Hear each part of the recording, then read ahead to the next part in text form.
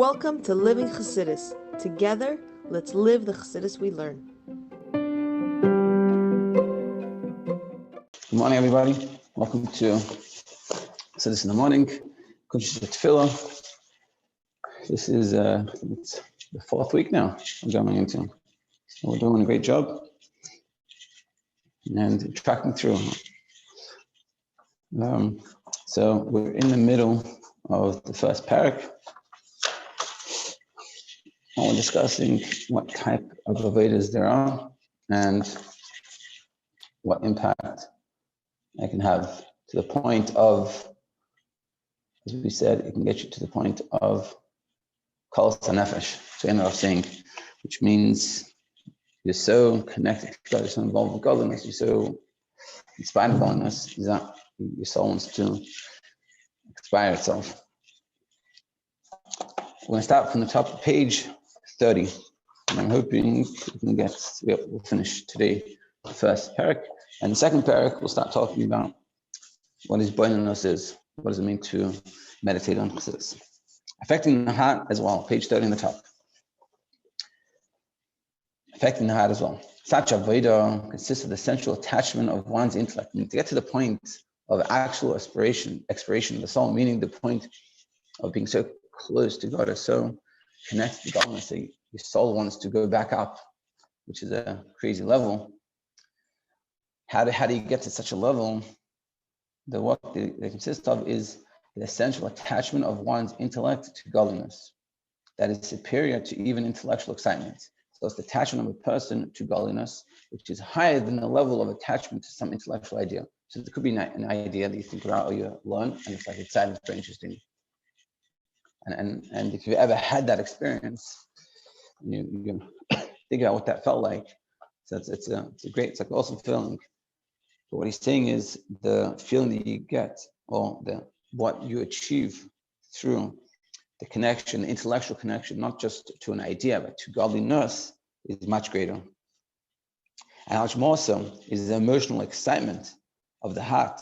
Primarily, this is at the level of the innerness of Binah, and even more, not just intellectual excitement, but how the heart feels from it. Primarily, this is the level of Binah, yeah. Nevertheless, this gauge and bond affects the heart too. Even though it's intellectual, it also has an effect on the heart. As it is written, and my heart has seen much wisdom, i.e. the heart and brain are equally receptive. This refers to the inner recesses of the heart, its innerness, since the godly light shines in the depths of the person's mind and heart. Because the godly light is being shined all the way through you, through that connection you're making, so you also feel it in your heart. Yet, though this illumination is fully revealed within the inner recesses of one's heart, it causes neither visible excitement nor manifest change of emotions. But meaning, like in simple, it's like, when you eat something that you enjoy, or you watch something that you like, or you hear some good music, it excites you, it feels good. But here, when you connect to godliness, you don't necessarily feel it in that physical way, but it's an inner feeling. It's like, it feels right, so to speak. No, that's a good way of explaining it, but like, you feel it, it's just a different style of feeling. And therefore, it doesn't show any visible emotions, excitement, nor manifest change, but it's a deep level within you. For it is but the innermost aspect of one's heart that sees and senses the essence of godliness, and it utterly transcends comprehension and extends from the intellect to the heart. So because the reason why it's like this is because of where it's coming from. There's another way, top page 32, that light can manifest itself in a person's heart. Namely, the light shines in the innerness of one's heart, but not through the agency of the mind, i.e. the illumination bypasses the realm of comprehension. Meaning, so another way of having this whole experience, one of them is intellectual, through thinking about ideas and understanding it, connecting with the godliness of an idea. But another way is getting that light of godliness to shine in the innerness of your heart. So this doesn't come through the mind, i.e. the illumination bypasses the realm of comprehension. The resulting excitement would be completely unbounded, in which there are different levels too, as explained elsewhere, concerning the difference between the ratzeh, that is a characteristic of tikkun, and the ratzeh is a characteristic of Torah. So he's saying you can have this level, and there's different levels in this level of bypassing the mind. And so he says, as explained elsewhere, the difference between ratzei of tikkun and ratzei of tohu. So in simple, ratzei means a desire, like a running. It's ratzei and shuv, running and returning. If I'm not mistaken, it's in the prophecy of Cheskel, those angels, and he says, V'chayis ratzei v'shuv, that the angels were running, going and running and returning. So ratzei is this feeling of wanting to get close to God, and shuv is the feeling of return. In general, in Judaism, so this explains the way it's meant to be, is that you have the ratzei, that you have to run to want to get close to God, but the purpose of you being in this world is to determine it's just in this physical world, and that's the shuv. So you can't say have this ratzei and shuv. But here he's talking about the ratzei and shuv on the level of tikkun. Tikkun is the level of the world that was it's tikkun and tohu. So there's ratzei of tikkun and ratzei of tohu. Tohu was in simple, before the world was created, there was this level of tohu, which is a world full of light. And basically there were too much light and they couldn't get along with each other. They didn't like come together. So they shattered. And then there was a world of tikkun, which is the opposite world, which is full of kalim, full of vessels to receive the light, but not as much light, not so much light, and sort of to counterbalance what happened in China. But ultimately, these sparks came down into this world, and our job is to refine these sparks.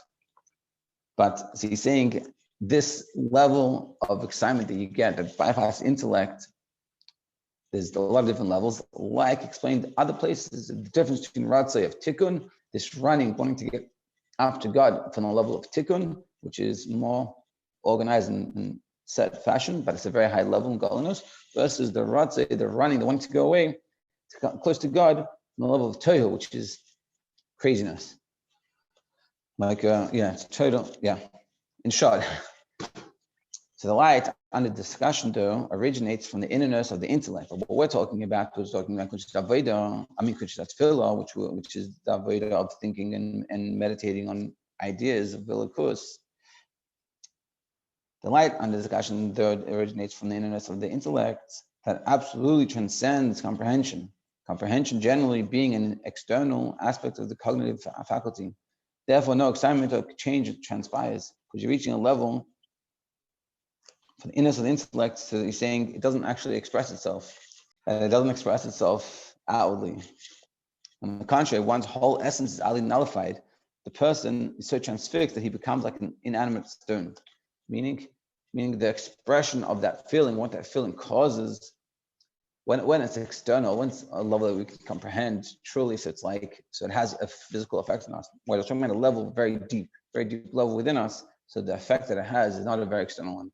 And for me, I can tell you from my experience, like I don't know if I've told everyone the story, but like when I started to realize that I shouldn't waste my day and I should learn a little bit, when I learned that day very distinctly, I never thought of learning as an important thing, like I didn't in those days.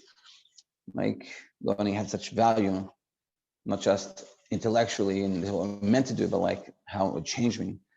And I was wasting my day. My wife told me to go learn something to make me happier. I didn't understand why learning would make me happier. I wasn't so connected to learning in those days. I didn't think learning that much. So I tried it and it did feel like right, but it wasn't like this feeling that you get when you eat ice cream or chocolate or something you enjoy or do something you enjoy physically. It was an interesting sensation. It was like, it wasn't felt. It's like he's saying, it's not like you become inanimate, like a stone, meaning it's a deep level. And when hopefully as we go on with the Sefer and we learn, we'll all start to feel such levels, connections. Tiferes. However, there is a form of gazing of the king's glory that pertains specifically to the attribute of Tiferes. Then there's looking at the king, there's thinking about God and connecting and like really being able to see godliness that's coming from the level of Tiferes. And Tiferes in general is called beauty, but it's beauty from like taking opposites. It's like it's taking Chesed and Gevurah and making Tiferes. For example, in the convergence of opposites, when several diverse elements are joined to become a single entity. Yeah, you take different opinions and you put it to one. Simple example of it is going to explain is like a body. We have a body and a soul. we bring this together and we serve God. That's like the ultimate effusion. This is beautiful. This is Tiferes. In this regard, the sheer beauty of godliness is revealed and can be seen even within the creatures of Biyah. So we can see this Tiferes in the worlds of Bria, Yitzir, and Asiyah, in all the worlds that we, like in our world and worlds above us, who themselves contain antithetical aspects that have coalesced and become now unified.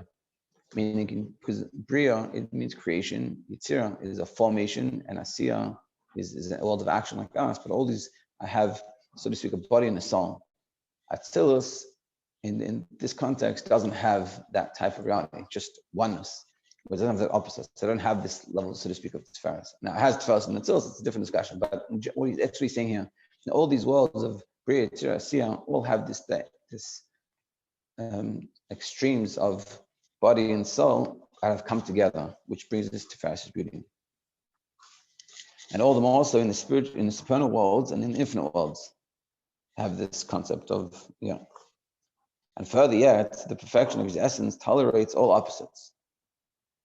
And yet, in whose essence everything is utterly unified, as explained elsewhere. Though gazing of this sort, a person causes his heart to rejoice, for he exalts in the beauty of God and in his glorious grandeur, because he gets excited because he's thinking about the beauty and the greatness of God, and see how he takes two opposites from together and things like this. So in summary, this was a very, I would say, pretty difficult chapter, but it gets easier. The virtue of contemplation in general, and particularly regarding the concept of his greatness and loftiness, gazing at the King's glory, that involves an essential attachment of one's mind with godliness. So in order to have this Tiferes, we have to connect our minds with godliness, meaning think about godliness and connect and learn and meditate. And what he's going to explain in the next chapter is how to meditate. How do you meditate? And I would love to continue doing it, but I have to stop here. And we'll continue tomorrow. Yeah, everyone should have a great day. And tomorrow we'll start to learn how to meditate in detail.